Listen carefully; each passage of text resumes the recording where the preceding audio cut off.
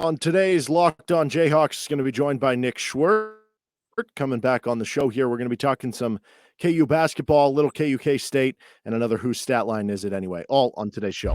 You are Locked On Jayhawks, your daily podcast on the Kansas Jayhawks, part of the Locked On Podcast Network, your team every day.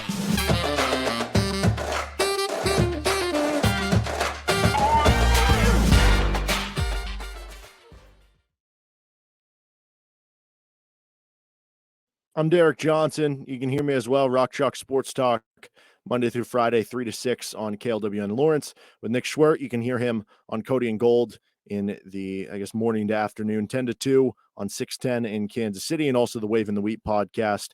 And on today's edition of the show, which you can subscribe to anywhere you get your podcasts or on YouTube as well, we're going to be talking a little KU basketball, taking kind of an inventory check. 5 games through the Big 12 season. We're going to get to a little KU K-State talk with game happening later tonight as of the release of recording here. And then a little finish up with a fun segment, whose stat line is it anyway? So first up, just doing kind of an inventory check here. 5 games through Big 12 play. We're past kind of the quarter mark of the action here. And basically to this point, like, what are the biggest positives? What are the biggest worries that maybe we've learned through the different 5 Big 12 games? I want to start in the positive. I think for me, I guess just KJ Adams in general is probably like the biggest individual positive that you've seen established to this point in time. But I think from a team perspective, I would say that they had a bunch of turnovers. I think it was 11 in the first half of the Oklahoma State game. Since that point, I think you had 1 in the second half.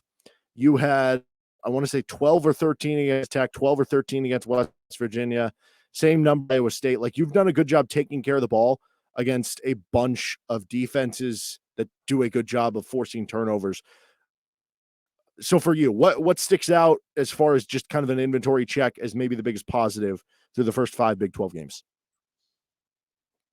It depends on if I'm thinking about the beginning of the season or if I'm thinking about like what I was thinking about this team heading into conference play. Before the season, the big question mark was, who's going to be the big guy? Where is the production going to come from down low? Who is going to emerge and sort of steal that starting 5 spot? Well, that's answered resoundingly with KJ Adams. Like, I agree with you. That has been the biggest surprise of the season. And what's so cool about it is that just when you are feeling like this is the cool story, it gets cooler, because as the games go on, he is getting better. You and I talked, I'm a big proponent, I'm a big fan of KJ. And from the beginning of the season, it was clear he was going to have a role on this team, because he had something that you could say about him that you couldn't anybody else on the team, because he was, active defensively. He was crashing the glass, crashing the offensive glass. He moves the ball well offensively. He's decisive when he gets the ball. I can't say that about any of the other bigs for KU. And the fact that he is not just sort of established himself as that guy, it's not because of default. Early in the season, it was like, well, I guess he's just going to be the guy since nobody else can emerge. Now it's, oh, he's the guy because he's a really good basketball player and he's becoming an efficient scorer. He's becoming a good free throw shooter. He was named the Big 12 Player of the Week. That, to me, is the biggest thing. I think, as an aside, since we're coming off the Iowa State game, which I think was Grady Dick's best game in a Kansas uniform, you can look at the raw numbers. Those were impressive, 21 points. The reason to me why it was his best game is because you saw him, I think, for the first time this year, not defer to other guys on the court. You saw him say, I'm going to look for my shot. I'm going to hunt for my shot. And he needs to do that if Kansas wants to be a national title contender.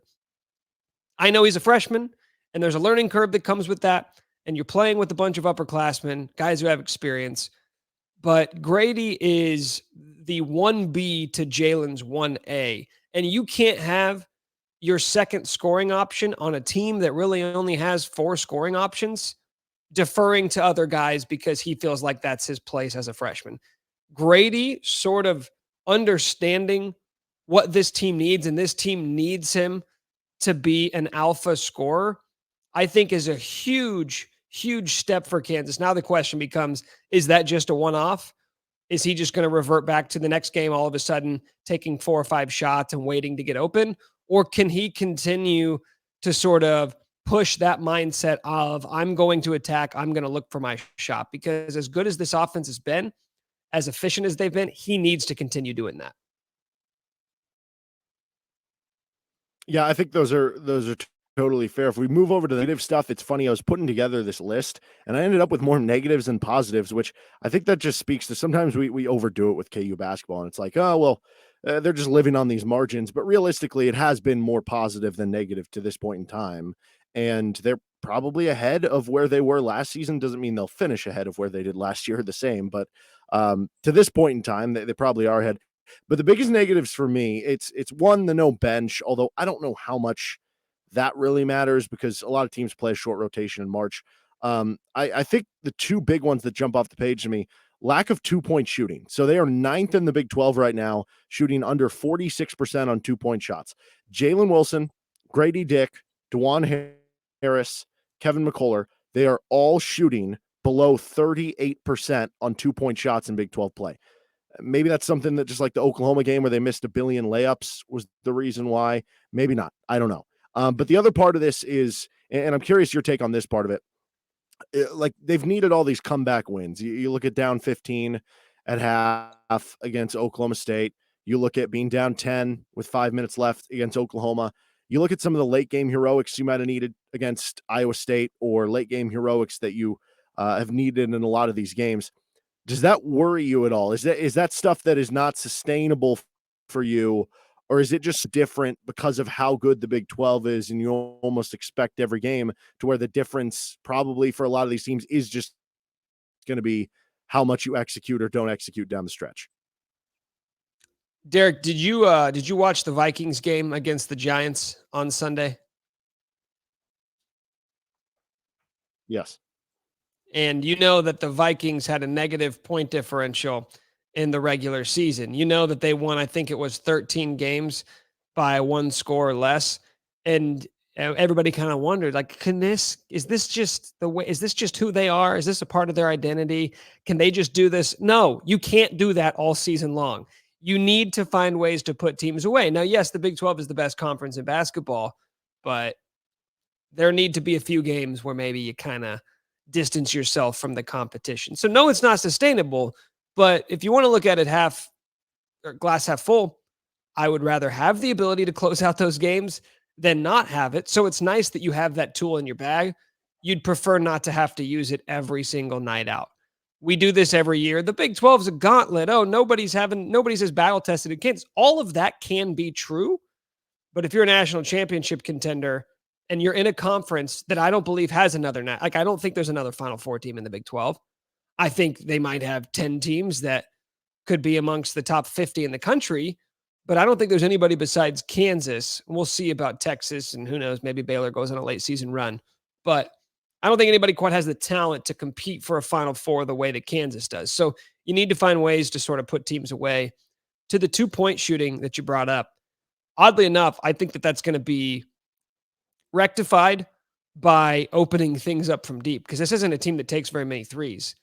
And I feel like what you're seeing right now is guys, aside from Jalen, who lack confidence, or in the case of Grady, going back to the aggression, it's almost like he's waiting to be wide open, which you're never going to be, because every single team is trying to take that away from you.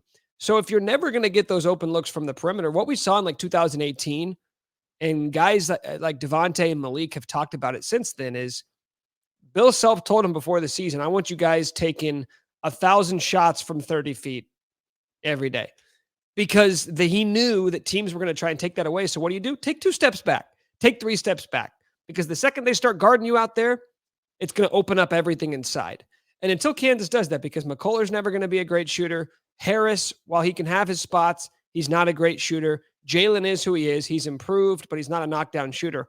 A lot of that onus is going to fall on Grady, and that may be unfair, but we're nitpicking here. You're right, Derek. We do have a tendency to be more negative than positive, but that's what you do with great teams, because you're not comparing them to yourselves.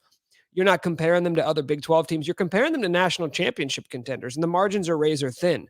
So if you want to just get a little bit better, if you want to talk about this team going from being the third best team to the best team, it is about opening up that offense. And that does put more pressure on Grady to be aggressive from the outside. Because if you know what that happens, guys start defending you farther out, opens up driving lanes, open up opportunities for guys like Jalen and KJ inside. And that is going to be what ultimately takes Kansas to the next level. It may be unrealistic and they may not achieve it. But if you're talking about the questions, the answers lie on this team. It's just putting a lot of pressure on a really young but really talented kid in Grady. I want to talk some KUK State in just a second. First, this episode brought to you by Built Bar. If you're looking for a delicious treat but don't want all the fat and calories, you got to try a Built Bar.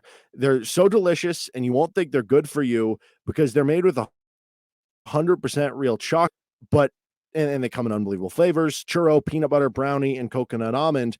I'm not sure how they do it, though, but they are healthy. Only 134 grams of sugar with a whopping 17 grams of protein. And now you don't need to wait around to get a box. For years, we've been talking about making your order for Built Bars at Built.com. But now you can get them at your local Walmart or Sam's Club too. Just head to the nearest Walmart today, walk up to the pharmacy section, grab yourself a box of Built Bars. You can pick up a 4-box of chocolate or coconut puffs. Most of Sam's Club run in. They have the 13-bar boxes there with hit flavors like brownie batter and churro with Built Bar. So KU takes on K-State on Tuesday night. And the first thing that it's just the point guard matchup. Noel, who has looked like one of the best players in the Big 12 so far this season. We saw Noel get into the teeth of the deep here in that game in Manhattan, really just kind of pick him up a little more in the second half. The second game between the two teams last year was super high scoring, super fun to watch, and both teams run up and down this year. So I think it's going to be an exciting game to watch and kind of good product there. But is there something, whether it's a player matchup, whether it's just a team matchup that sticks out to you about this game, something you think could either determine the result or is just going to be fun for you to watch? Yeah, I'm really excited to see Noel go up against DeJuan Harris. You're talking about two of the best point guards in the Big 12, obviously very different stylistically. They're both great distributors. Noel is a more gifted scorer, but we've been hearing for 3 years now how DeJuan Harris is one of the best perimeter defenders in the country. Go earn it, right? Go earn that title against one of the best point guards in the country, because that's what Noel is playing like this year. It's not just go earn it as if you can only do it in one game, but think about it, Derek. I mean, you're talking about an in-state rival, a fellow top 15 team, and it's going to be an absolute madhouse of an environment. You win this game and you shut this guy down, you can sort of flex the muscles a little bit and say, okay, like, you guys have had a nice little season, but we're still the defending champs, and you have the chance to put the clamps on him. I think the same kind of goes for Kevin McCullar, because I've told you on this podcast, I think that McCullar is the best perimeter defender that Bill Self has had at Kansas. I would put him ahead of Marcus Garrett. I would put him ahead of everyone. I think he's that skilled. So what do you do if you're Bill Self? Are you going to put him all game long and just kind of have him shadow Keontae Johnson around? Do you put him on Desi Sills? Like, there's different opportunities to do some different things. I love the versatility of this Kansas backcourt, especially when you bring in a guy like Bobby Pettiford and you've got some options there as well. But just overall, like, the matchup, I know this is sort of cheating, but I'm just going to be really interested to see what Bill Self does defensively with those guards and how he kind of mixes and matches those different parts. Yeah, that's kind of going to be the underrated matchup. Like, they'll talk so much about the point guards, but I think you're right with McCullar and trying to get McCullar going on offense too, because the shot did not look good against Iowa State, and they need more from him, because when your ceiling is you're a great defender, you're a great rebounder, these little things, we know he's going to be on the court for 30 minutes, and everything you talked about with, you only have maybe 4 scorers out there.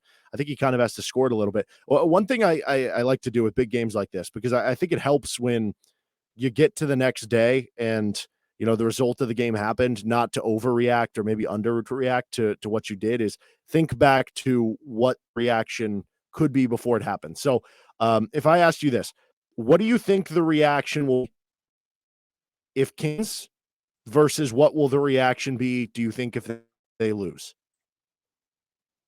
I think if there's pretty much a no-win scenario for Kansas. If they lose, it will be K-State's legit. If they win, it will be K-State's no good.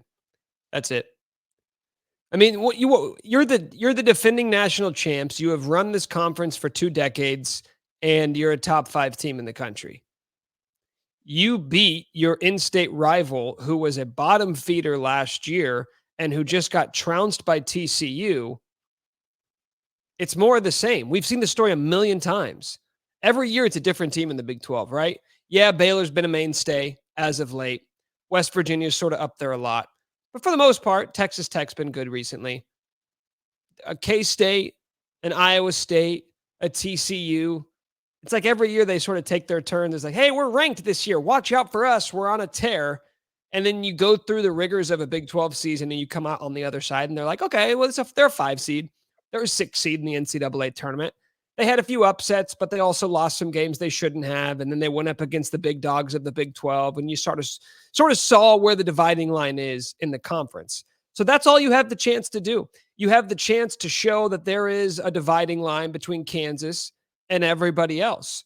But I don't think we're going to come away from this game really thinking anything different about Kansas. I mean, do you envision a scenario where we could come away on Wednesday morning and all of a sudden have a completely different outlook on who KU is as a team?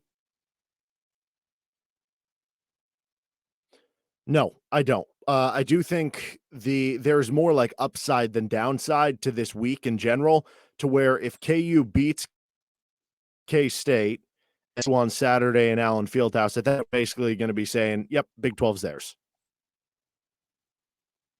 Yeah, maybe so. But man, I feel like I've learned my lesson a time or two before. I feel like the Big 12 is always won in the last 2 weeks of the season.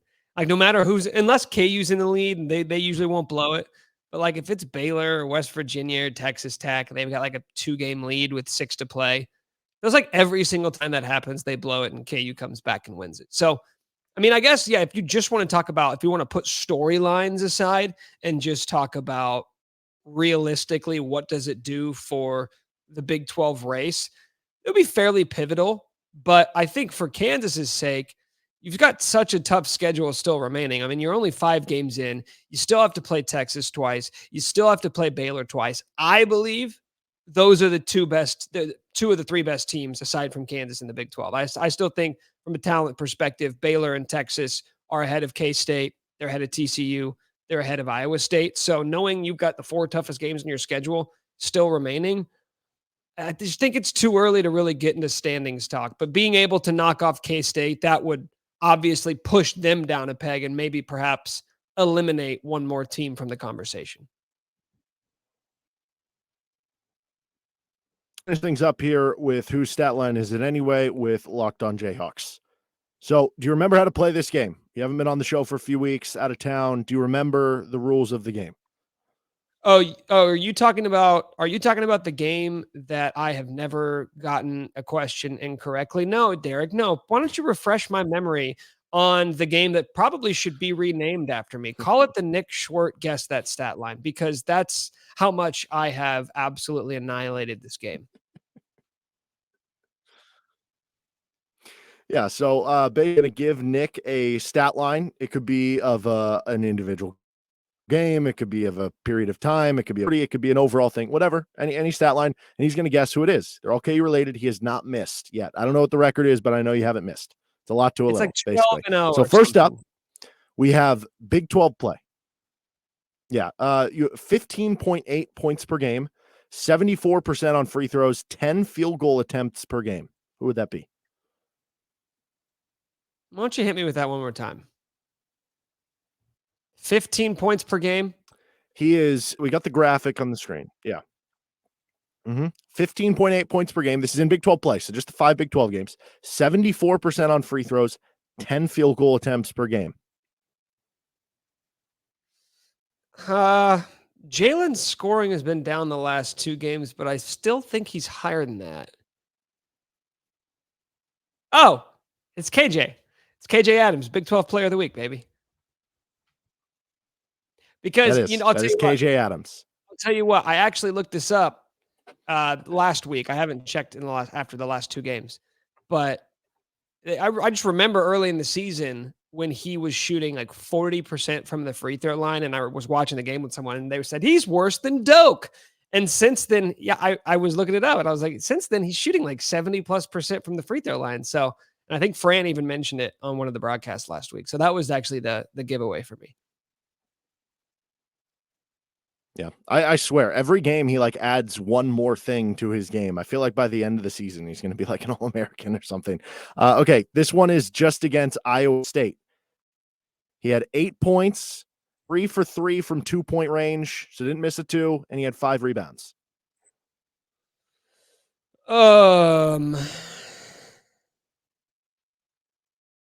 Is it Clemens?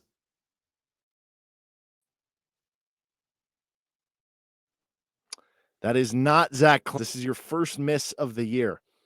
This would be Kevin McCullar.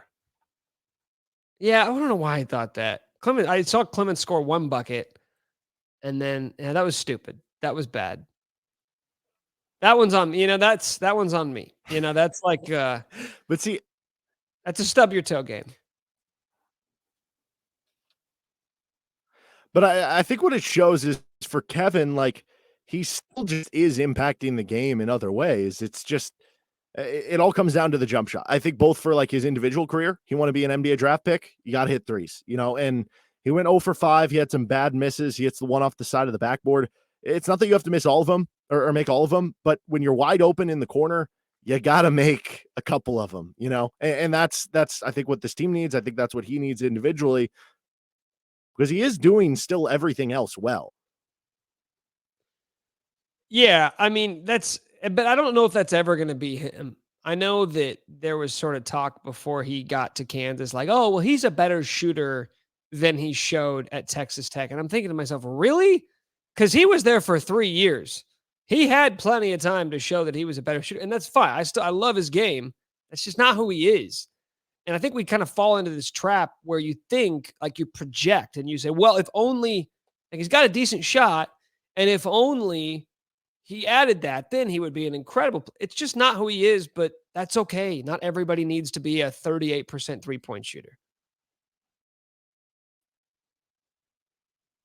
All right, let's see if you can finish up with a win and avoid your first ever losing streak. This is in Big 12 play. This player has played 2 games. He has played 4 total minutes with 0 points and 1 assist. A couple guys come to mind here. I'm between 3 I guess guys. I should tell you, this is a scholarship player. Yeah, okay. That's fine. It doesn't change. There's 2 guys that come to mind. But I'm pretty sure one of them scored a point. I'm going to tell you who I'm not picking first. The 2 guys I was between. One of them was Cam Martin, who I'm pretty sure scored in one of those games, which only leaves MJ Rice.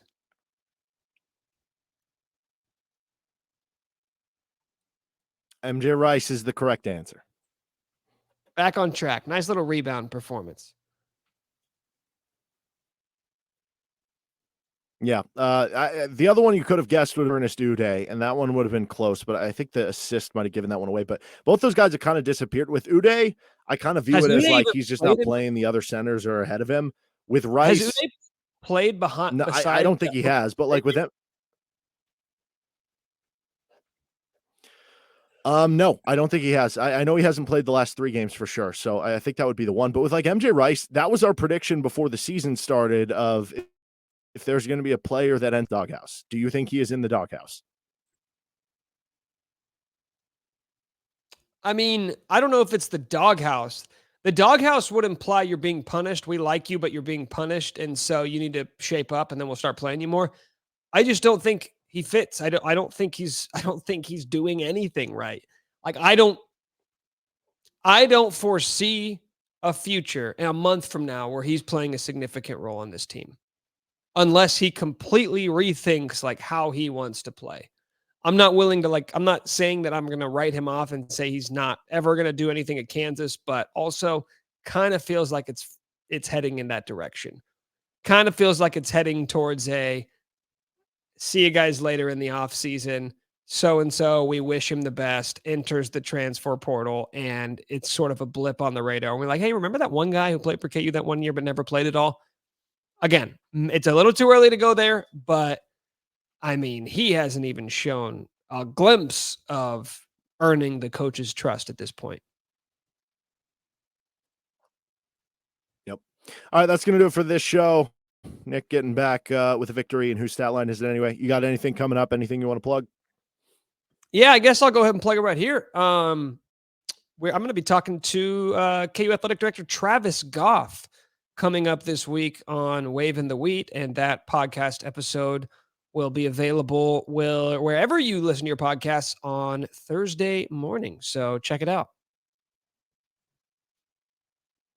All right, there you go. You can find Nick there and on 610 as well. Appreciate the time, man. Thank you. All right, that'll do it for this episode of the show. You can catch the podcast anywhere you get it. Subscribe on YouTube. Hit us up at T Johnson Radio if you got any questions. See you for tomorrow's episode, and you can catch me on RCST later today. Bye.